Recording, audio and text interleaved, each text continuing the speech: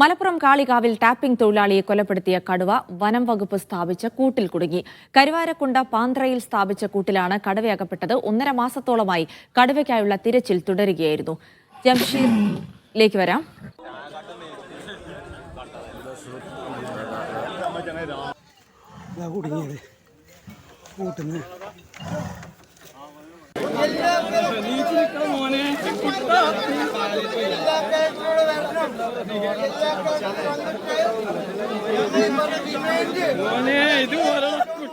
ജംഷീർ കുടുങ്ങി വിവരങ്ങൾ നൽകും. ജംഷീർ, അങ്ങനെ 1.5 മാസത്തോളമായി കടുവയ്ക്കായുള്ള തിരച്ചിലിനോട് തുടരുകയായിരുന്നു. അതിനൊടുവിൽ ഇപ്പോൾ കടുവ കൂട്ടിലകപ്പെട്ടിരിക്കുന്നു. പ്രദേശവാസികൾ ആശ്വാസത്തിലാണോ?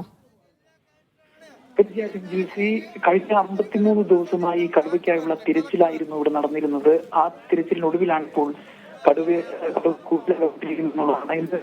തൊഴിലാളികളാണ് ഇത്തരത്തിൽ കടുവ കൂട്ടിലകപ്പെട്ട വിവരം വനംവകുപ്പിനെ അറിയിക്കുന്നത്.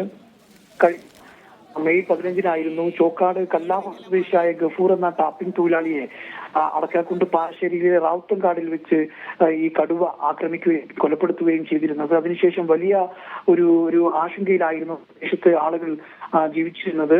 അതിനുശേഷമായിരുന്നു കടുവയ്ക്കായുള്ള തിരച്ചിൽ നടത്തിയിരുന്നത്. ഈ കടുവയ്ക്കായുള്ള തിരച്ചിൽ ഈ പ്രദേശത്ത് വ്യാപകമായി തുടരുന്നതിനിടെ കടുവയ്ക്ക് വെച്ച് കൂട്ടിൽ പുലി കുടുങ്ങുന്ന ഒരു സാഹചര്യവും ഉണ്ടായിരുന്നു. അത്തരത്തിൽ ഇവിടെ വ്യാപകമായ രീതിയിൽ വന്യ മൃഗങ്ങളുടെ ശല്യത്താൽ പൊറുതിമുട്ടി ജനങ്ങൾ പുറത്തിറങ്ങാൻ കഴിയാത്ത ഒരു സാഹചര്യം.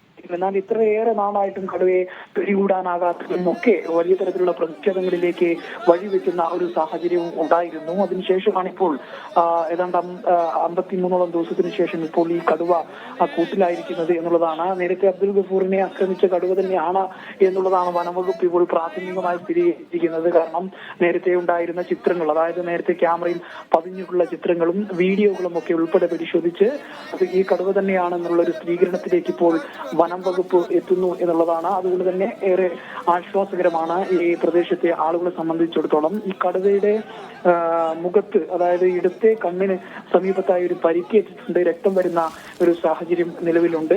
ഇടത്തെ കണ്ണിനാണ് പരിക്കുള്ളത് എന്ന് മനസ്സിലാക്കാൻ കഴിയുന്നത്. ഏതായാലും കഴിഞ്ഞ കുറെ അധികം നാളുകളായി, 1.5 മാസത്തിലധികമായി ഈ പ്രദേശം എന്ന് പറയുന്നത് പ്രധാനമായും മലയോര മേഖലയാണ്.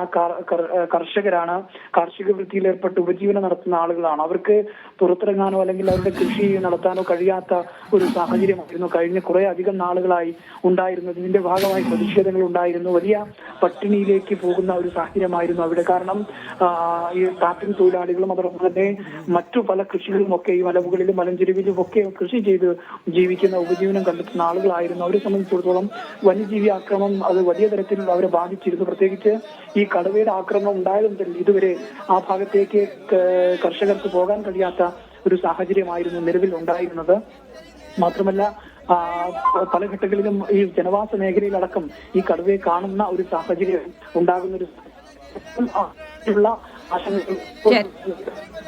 പറയേണ്ടിയിരിക്കുന്നു. എന്തായാലും ആ കടുവ ഇപ്പോൾ കൂട്ടിലായിരിക്കുന്നു. ജംഷീർ കുടുങ്ങിയാണ് വിവരങ്ങൾ നൽകിയത്. 1.5 മാസത്തെ തെരച്ചിലിനൊടുവിലാണ് ഇപ്പോൾ കടുവ കൂട്ടിലായിരിക്കുന്നത്. പ്രദേശവാസികളൊക്കെ വലിയ ആശ്വാസത്തിൽ കൂടിയാണ് കടുവയെ പിടികൂടിയതിൽ. കാളികാവിലാണ് ടാപ്പിംഗ് തൊഴിലാളിയുടെ കൊലപ്പെടുത്തിയ കടുവ കൂടിയാണ്. അതുകൊണ്ട് തന്നെ ആളുകൾക്ക് അത്തരത്തിലൊരു ആശ്വാസമുണ്ട് കടുവയെ പിടികൂടാൻ കഴിഞ്ഞതിന്റെ. ജംഷീർ കുടുങ്ങിയാണ് വിവരങ്ങൾ നൽകിയത്.